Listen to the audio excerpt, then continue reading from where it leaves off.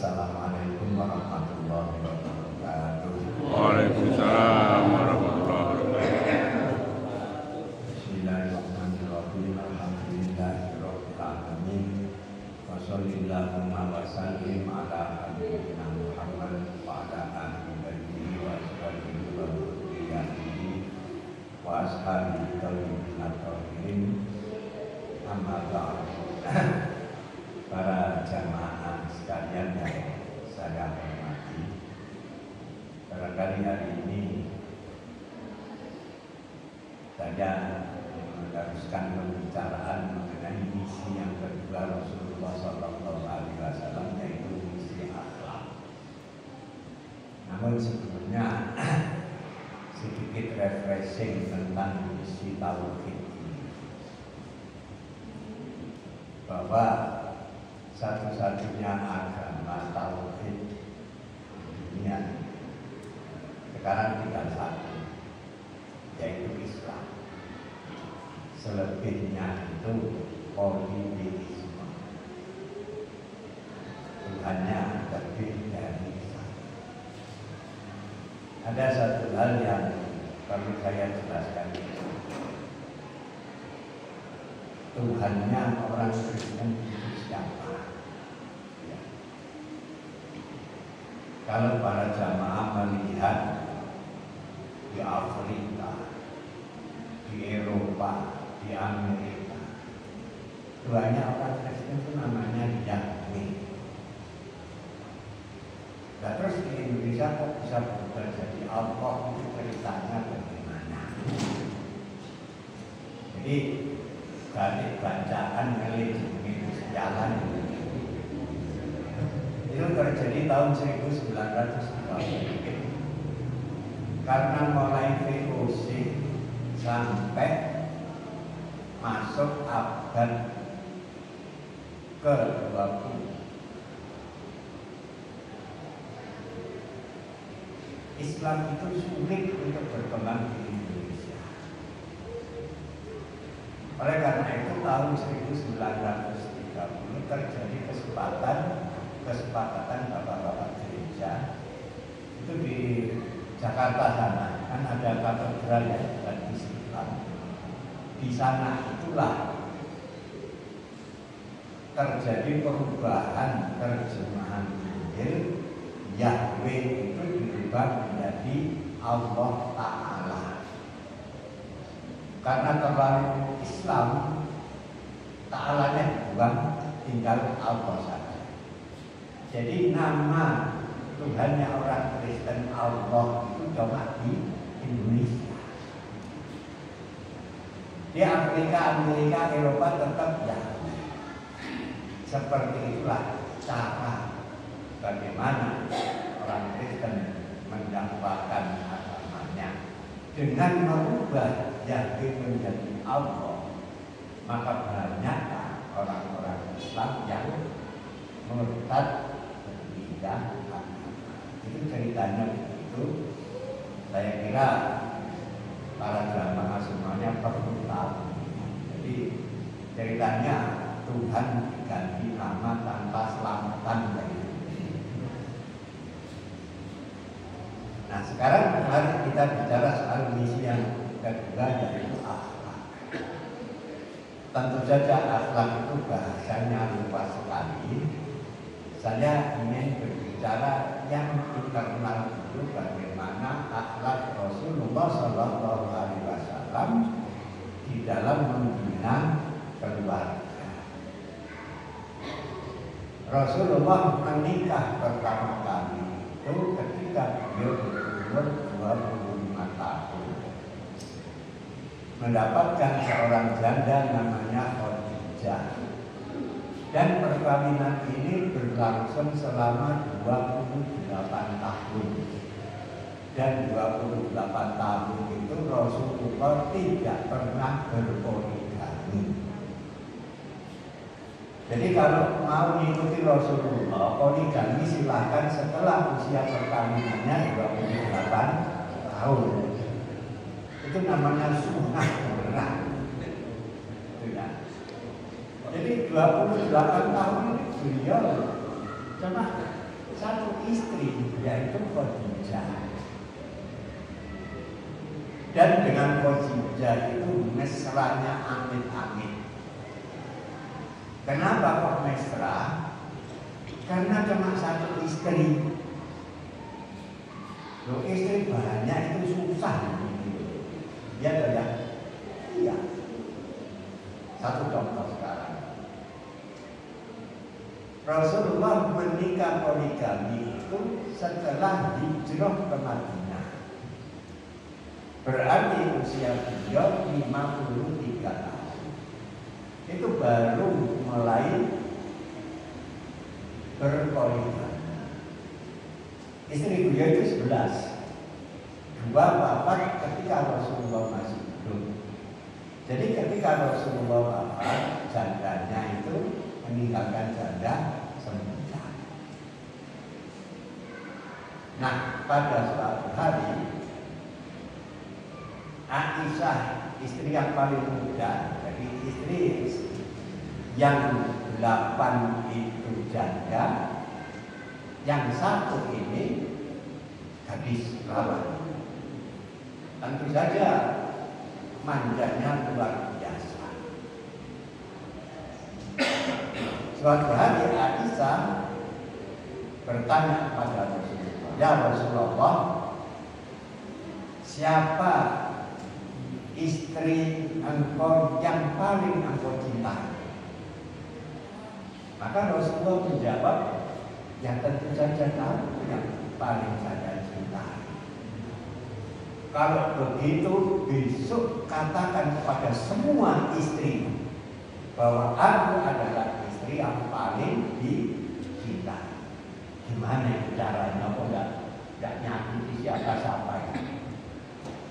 Maka saat itu pula Rasulullah SAW nyuapi Aisyah dengan sebuah permintaan. "Saya nyuapi kamu ini, tolong jangan bilang siapa-siapa." Lantas Rasulullah pergi ke istri berikutnya, yaitu Hafsah, disuapi kurma. Jangan bicara sama siapa-siapa. Zainab binti Huzaimah disuapi kurma. Jangan bilang siapa-siapa. Istri berikutnya Zainab binti Jahsh disuapi kurma. Jangan bilang siapa-siapa. Nah, pagi-pagi kumpul istri Rasulullah. Maka Aisyah langsung mengatakan, "Katakan ya Rasulullah, siapa istri yang paling engkau cintai?" Rasulullah menjawab, "Ya tentu saja yang tadi malam saya suapi kurma." Maka saya berkata, "Gak noah."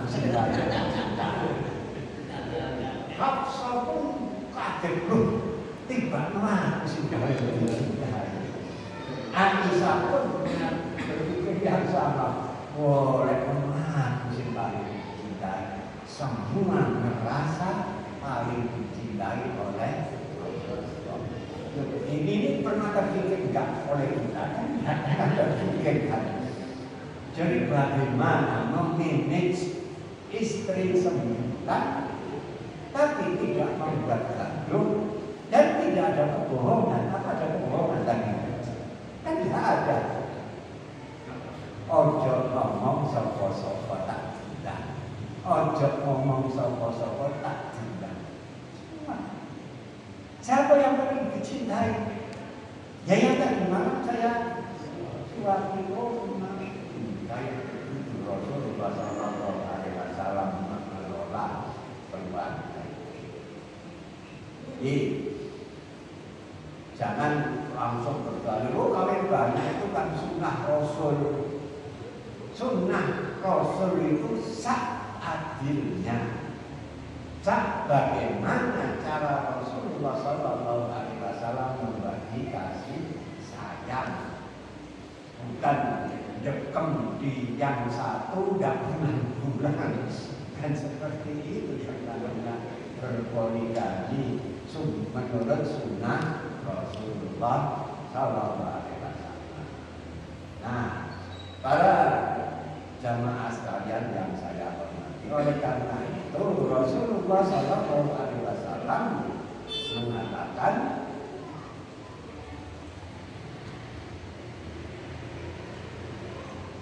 apa itu? Khairukum ala ahli wa ana khairukum li ahli. Khairukum li ahlikum wa ana khairukum li ahli. Sebaik-baik kamu adalah siapa yang terbaik terhadap keluarga, dan aku adalah orang yang terbaik dalam keluarga. Ini bukan sombong, ini sebuah kenyataan bahwa Rasulullah itu memang terbaik dalam hal mengelola rumah tangga, mengelola keluarga. Dan Rasulullah itu orang yang sangat-sangat menghargai perempuan. Makanya kalau kita ingin menjadi orang terhormat, hargai kaum perempuan. Itu ada kunci. Sebab apa? Sebab Rasulullah SAW bersabda, "Ma akraman nisa illa karim, wa ma ahanahunna illa lain."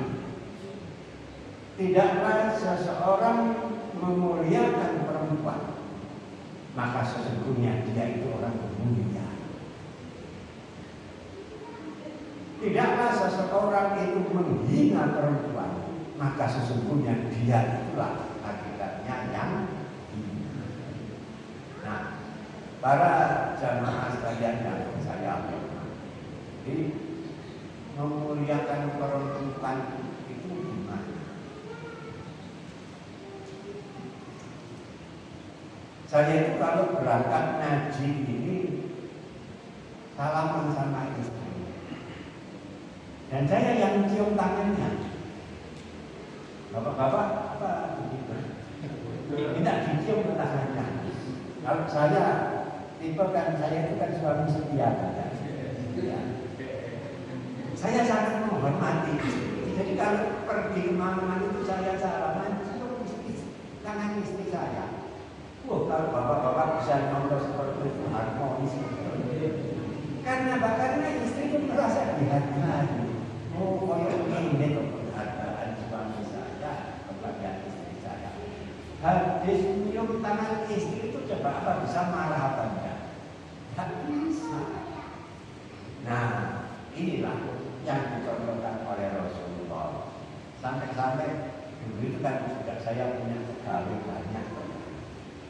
Ada yang protes, Bapak ini kok sepertinya terhadap karyawan yang perempuan itu kasih sayangnya berlebihan. Sebab saya sederhana, Rasulullah orang yang paling terhormat dan orang yang paling saya cintai itu lahir dari perempuan. Saya ini juga lahir dari seorang perempuan. Alangkah hinanya kan kita merendahkan derajat kaum perempuan. Dapat porsi yang sebegitu tinggi di dalam ajaran Islam, sehingga ketika Rasulullah SAW ditanya oleh seorang sahabat, "Ya Rasulullah, siapa yang terlebih dahulu tempat saya berbakti?" Dijawab oleh Rasulullah, "Ibu kamu." Kemudian siapa lagi ya Rasulullah? Ummuka, ibu kamu. Terus siapa lagi ya Rasulullah? Ummuka, ibu kamu. Maka yang keempat, sahabat bertanya, setelah itu siapa? Ayah kamu. 3 kali untuk ibu, 1 kali untuk Itu kan namanya Rasulullah sangat hormat terhadap kaum perempuan. Nah, tapi perempuan itu sekarang agak terjadi pergeseran, menjadi ras paling kuat di planet bumi. Kenapa menjadi ras paling kuat di atas bumi? Barangkali karena kesalahan bapak-bapak sendiri. Itu loh ya. Kira-kira karena itu.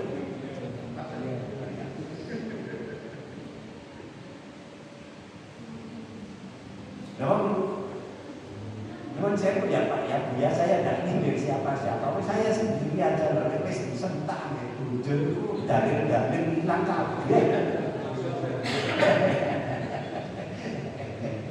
Ini saya gerak padahal nanti di celok Ustaz bilang seperti itulah. Saya pikir yang memang betul Anda ini ras paling kuat di planet. Ya tak apa-apa, memang Rasulullah tetap menyuruh kita itu memuliakan kaum perempuan. Jadi siapapun yang menghinakan kaum perempuan, Rasul mengatakan bahwa lain dia itu hakikatnya yang hina. Jadi yang menghina itulah sebenarnya yang hina.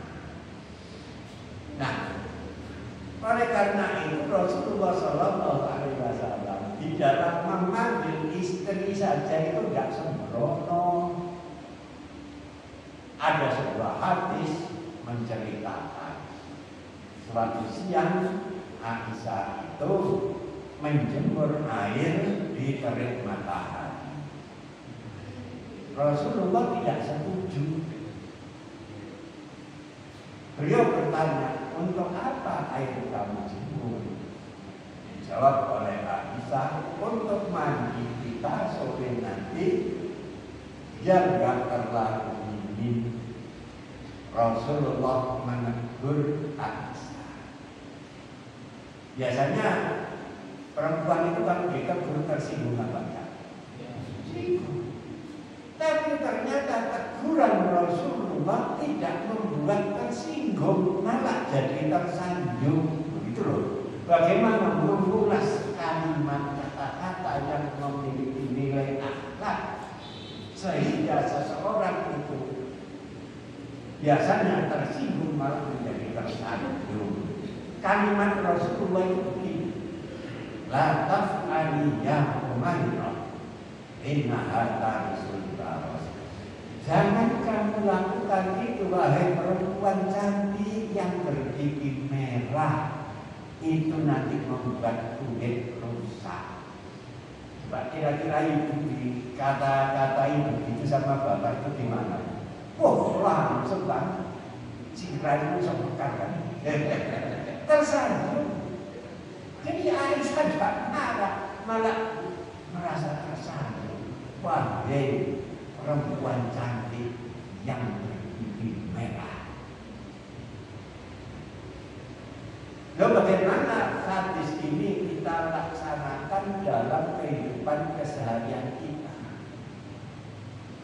Maka saya sarankan kepada bapak-bapak, kalau manggil istri jangan ngomong, jangan panggilan yang kasar, pakailah istilah yang mesra. Sayang, ibu-ibu yang panggil sayang, wow, itu nanti akan membentuk harmoni.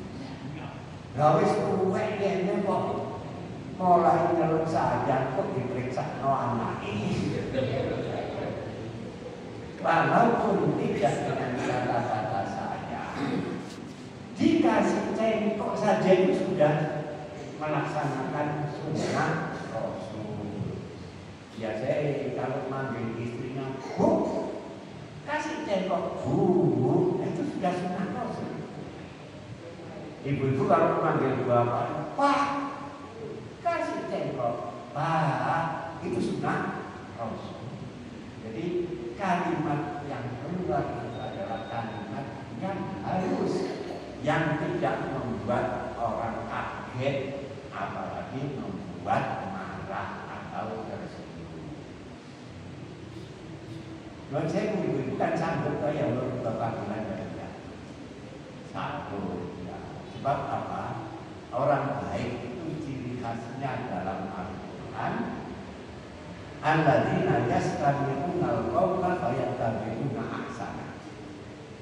Orang yang mau mendengar perkataan dan melaksanakan apa yang baik dari perkataan, dan perkataan saya ini menukil dari hadis Nabi Muhammad Sallallahu Alaihi Wasallam. Nih, dan saya itu sudah setua ini kan memanggil istri ya sayang sampai sekarang. Istri saya memanggil saya itu ya sayang sudah berpuluh tahun. Dari situlah mosok mari saya berinyo tak paten ya rasanya kan tidak mungkin ngomongan.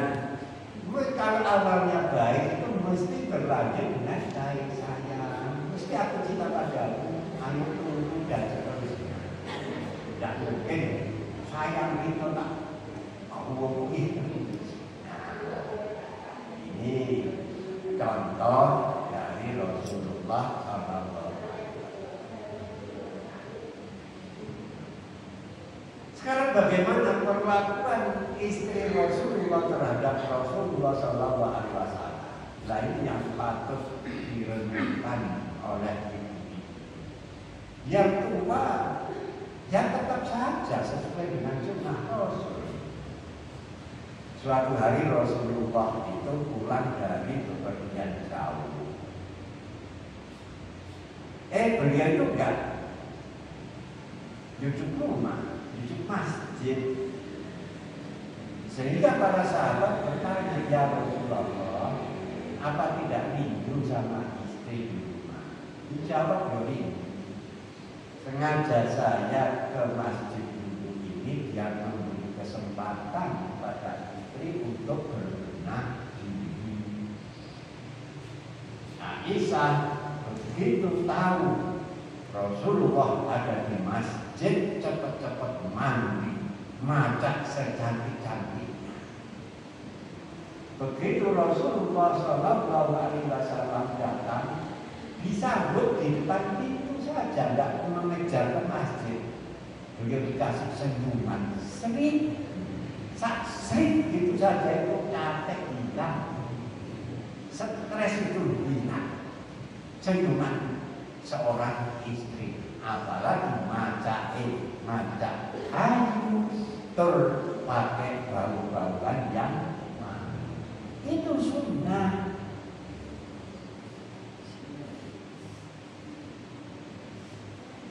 Atau apa sekarang banyak habis gak sunah-sunahan gak pakai ini. Panak wis kadung 10 esuk sampai sore gak kok bermacak. Durung atus pisan keleke anggone kok wecute ngarang-arang dibengkulung. Suami datang gak dikasih senyum malah diperintah.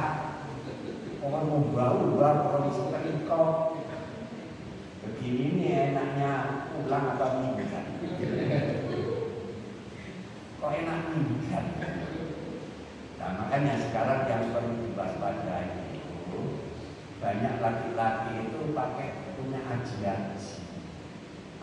mulut putih itu bahaya. Isok ngilang kan isok balik.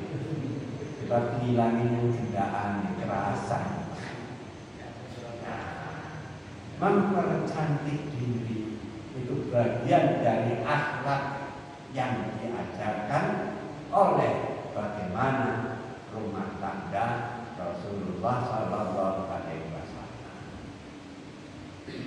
Ojo tolak-toleh itu ada dalilnya. Ketika Rasulullah dengan para sahabat bepergian yang jauh sekali, Ina, di sana sahabat itu tertarik pada kecantikan orang di tempat jauh. minta izin kepada Rasulullah. Bagaimana kalau saya nikah? Apa jawab Rasulullah? Fa'ti ahla fa'inna bido awakidun wa ma'aha mislul ladhi ma'aha. Kembali sajalah kamu. Karena urusan biologis itu ya hanya satu masalah itu. Yang ada padanya sama dengan yang ada di rumah. Itulah berpuas diri dengan apa yang sudah diberikan oleh Allah. Kan luar biasa pelajaran semacam ini. Ya. Oh, gak usah tolak-tolak. Tolak-tolak itu rusak nanti. Belum anaknya yang kocar kacir, belum belanjanya yang lenyap, musnah, gak karuan, gara-gara hidup gak kenceng alias tolak-tolak. Maka Rasulullah fa'ti ahla fa'inna itu apa itu wa ma'aha mislul ladhi ma'a. Kembali keluarga. Urusan itu yang cuma ya itu. Yang ada padanya sama dengan yang ada di rumah. Selesai.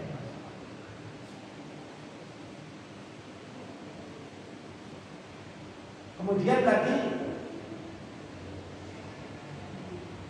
apakah pada rumah tangga Rasulullah dengan istri yang 9 itu tidak pernah terjadi perselisihan? Ya pernah, namanya bagaimana orang 9 bisa mati kabeh? Tidak mungkin dong, manusia bukan. Kira-kira persoalan apa? Tentu saja persoalan belanja. Jadi istri 9 itu semuanya soal urusan belanja seluruhnya tanggung jawab Rasulullah SAW sendiri. Sebab 9 itu tidak ada yang kaya. Janda perang, janda apa itu orang yang pengikut setia Rasulullah, hijrah kemana-mana ke Aqsa ikut, hijrah ke Madinah ikut. Dapat suaminya meninggal, istrinya tidak ada yang openi, anak-anaknya diambil istri Rasulullah. Kan janda semuanya. Abu Salamah itu perang Uhud itu konsep wajahnya itu sudah tidak dikenal karena apa? Saking banyaknya luka yang dikenal. Ummu Salamah sudah 65 tahun pada waktu. Anaknya banyak, nggak ada yang openi Rasulullah. Bayangkan bagaimana Rasulullah mencarikan nafkah untuk 9 istri yang semuanya itu dalam keadaan istri. Yang kaya itu kan cuma satu, Khadijah. Uang Khadijah pun habis untuk biaya. Jadi Rasulullah nggak mikir soal ekonomi itu ketika punya satu istri. Begitu istri banyak, mulai beban ekonomi. Suatu hari tidak ada makanan di rumah. Apa yang dilakukan oleh Rasulullah? Menggadaikan baju perangnya untuk memberi jamu sampai segitu.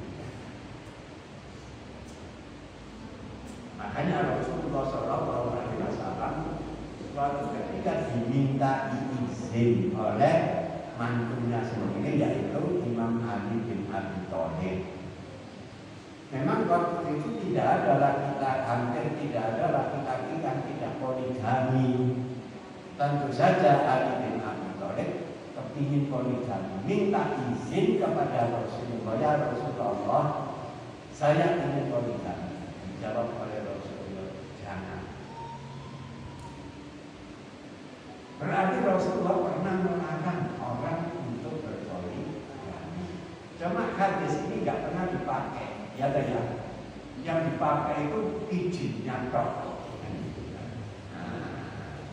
ini Rasulullah pernah melarang Ali bin Abi Thalib melakukan poligami dan Ali nurut tidak tidak berpoligami.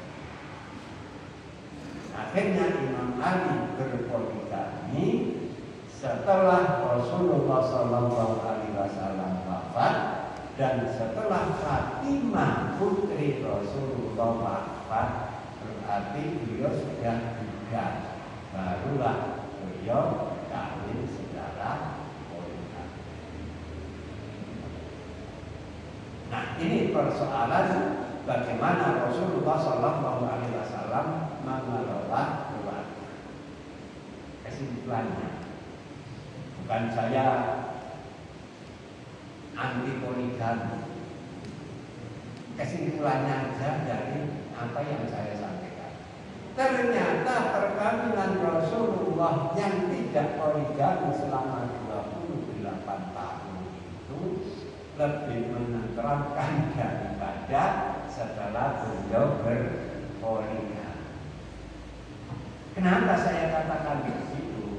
Karena di dalam surat Al-Ahzab Rasulullah mendapat protes dari istri-istrinya karena nafkah yang sedikit. Maka Allah berfirman kepada Rasulullah, "In kuntunna turidna al-hayata dunya wa zinataha fata'alaina ummatikunna wa usarrihkunna sarahan jamila." Kalau kalian memang tidak puas sebagai istriku karena memang kurangnya nafkah dan kalian semuanya menginginkan ekonomi yang baik, kemarilah kamu sekalian saya ceraikan dengan baik. Nah, apa jawab mereka? Ya, lebih senang jadi istri Rasulullah dalam keadaan miskin daripada diceraikan. Akhirnya untuk ketika satu istri tidak ada permintaan. Nah, para jamaah sekalian yang saya hormati, dan memang istri pertama itu luar biasa. Coba sekarang apa iya ini? Suatu hari Rasulullah SAW itu kecapean. Dia tuh duduk di kursi itu sambil ngantuk yang telah. Dalam keadaan teklak-tekluk itu terucap kata-kata dari lisan beliau, Khadijah. Aisyah dari tempat jauh terus kebahagiaan sekali. Utusan Gusti Allah. Tidur ayo berpikir. Barang biji dia kok gak pikir itu kok nyebut Khadijah. Langsung jatuh jenggotnya Rasulullah. Kaget. Hei Aisyah, kenapa kamu kok membuat saya kaget? Dulu Rasulullah gak kurang hubungan, gak pernah makan. Kenapa kamu kok membuat saya kaget? Langsung kata-kata yang keras keluar dari lisan Aisyah. Saya tidak suka kalau di rumah ini disebut nama itu. Gak mau menyebut Khadijah. Saya saking cemburu. Maksudmu Khadijah? Rasanya kok semua orang tidak punya alasan untuk membenci dia. Ketika beliau masih menjanda, tidak ada orang miskin yang tidak pernah mendapat bantuan dari Khadijah. Orang-orang sukses di Mekah ini, tanya satu persatu, tidak luput dari jasa Khadijah untuk memajukan usaha mereka. Dan dia adalah orang yang pertama kali memeluk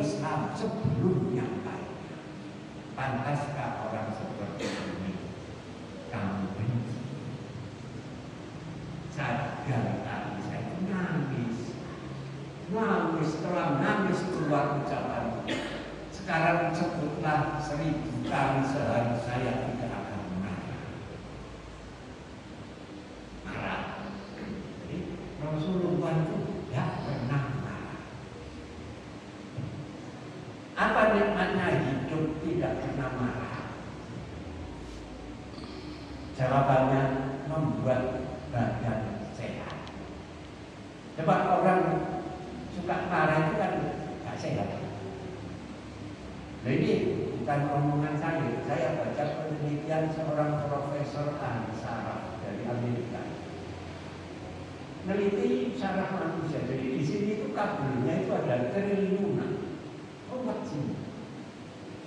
Sekali marah yang putus 15 kali. Lek sedina orang yang perlu berarti 65 sing rantas. Nah sakuran ini makanya pemarah tidak sehat itu. Saya itu termasuk orang yang tidak pernah marah, sudah lupa caranya marah. Ini saya tidak sombong, saya pamer. Kalau tidak percaya tanya kepada orang yang pernah ketemu saya apa pernah marah, kerja saya marah. Sebab saya sederhana saja, mau lepas marah atau merek terus. Lapor lupa dengan marah. Toh marah itu membuat orang tidak sehat. Ini dalilnya apa? Ada seorang datang kepada Rasulullah SAW. Ya Rasulullah, awis ini kanjeng Nabi panjenengan paringi wasiat kula. Apa wasiat Rasulullah? La taghdab, ojo marah. La taghdab, jangan marah. La taghdab, jangan marah. Faradda mirara. Rasulullah mengulang-ulang wasiatnya, la taghdab, jangan marah. Dan marah itu tidak menyelesaikan masalah, bahkan akan menambah masalah lebih rumit. Karena apa? Marah.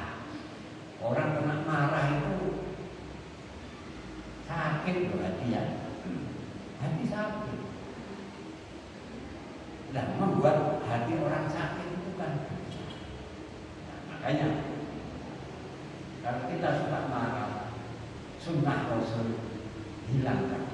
Sebab marah itu bukan dari ajaran akhlakul karimah yang dicontohkan oleh Rasulullah Sallallahu Alaihi Wasallam.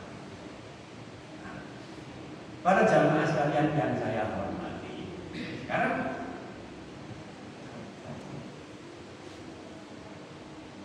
apa itu? Kembali kepada istri-istri Rasulullah yang menuntut perbaikan ekonomi tadi. Turun firman Allah, katakan kepada mereka, ayat yang saya baca tadi, karena mereka menginginkan kemewahan dunia, silakan saya boleh, atau kalian menjadi apa? Tetap menjadi istri Rasulullah. Akhirnya 9 orang ini tetap memilih menjadi istri Rasulullah. Nah, sekarang persoalannya ini dalam Quran. Istri-istri Rasulullah itu memiliki status sama dengan ibu semua orang yang beriman. Berarti istri-istri Rasulullah itu adalah ummahatul mukminin. Sekarang seorang anak boleh tidak mengawini ibunya? Tidak boleh. Makanya di dalam surat Al-Ahzab, setelah Rasulullah SAW wafat, siapapun haram untuk menikahi janda-janda dari Rasulullah SAW. Aisyah itu konon usianya itu kalau tidak salah 70 tahun. 10 tahun menjadi istri Rasulullah, 60 tahun menjaga. Karena apa? Semua umat Islam, orang yang beriman haram mengawini bekas istri Rasulullah SAW. Wa ummahat wa azwajuhu ummahat. Istri-istri Rasulullah adalah ibu-ibu kami sekalian. Nah, terus di surat Al-Ahzab itu ada wala tankihu min ba'dihi abadan, gitu ya. Tidak boleh menikahi sesudah wafatnya Rasulullah untuk selama. Nah, sekarang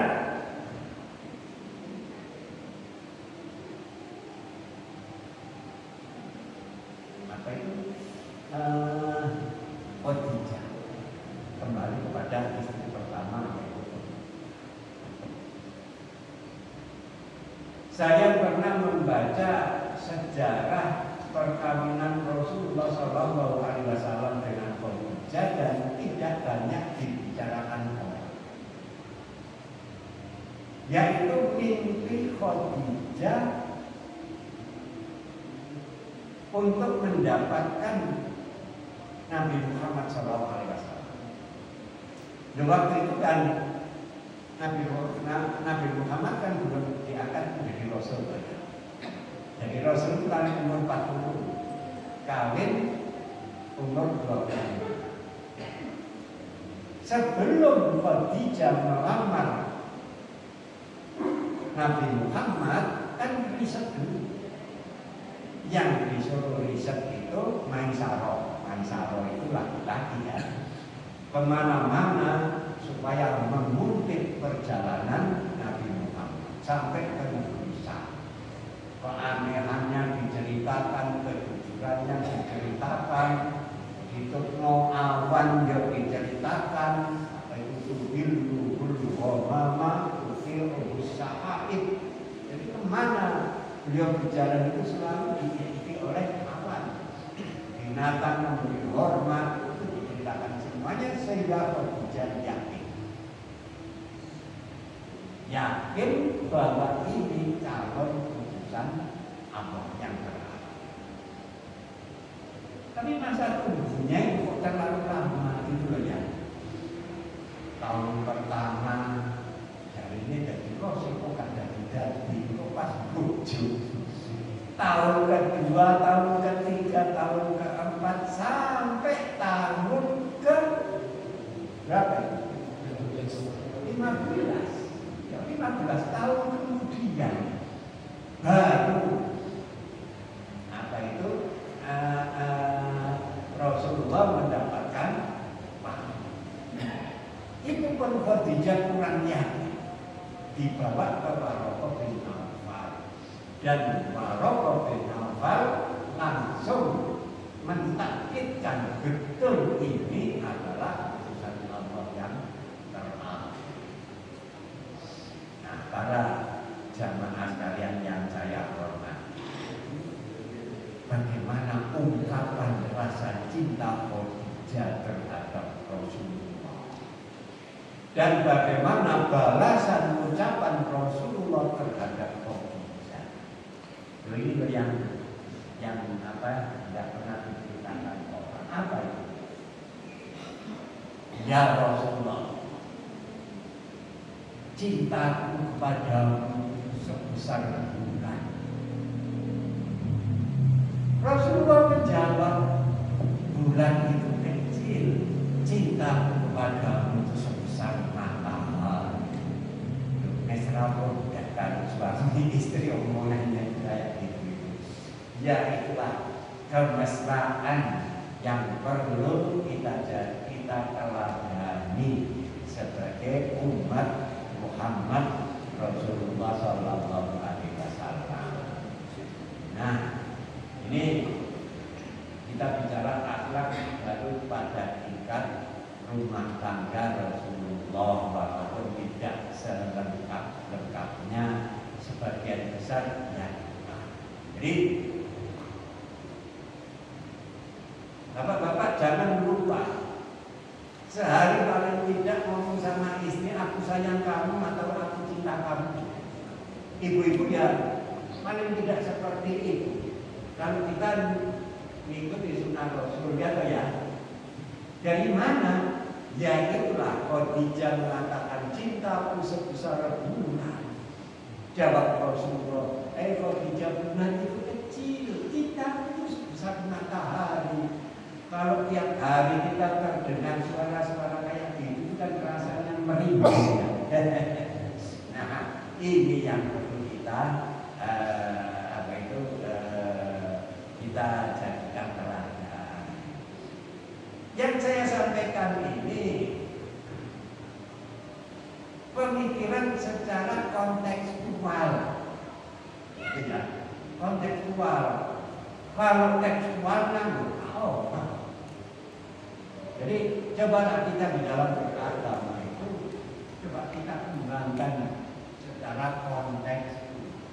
Intinya bahwa dalam kita berumah tangga itu contohnya adalah Rasulullah SAW. Coba itu jadi cintaku sebesar rembulan, cintaku sebesar matahari. Dikontekstualkan, bapak-bapak paling tidak sehari menyatakan aku sayang kamu, ibu-ibu mengatakan aku sayang kamu.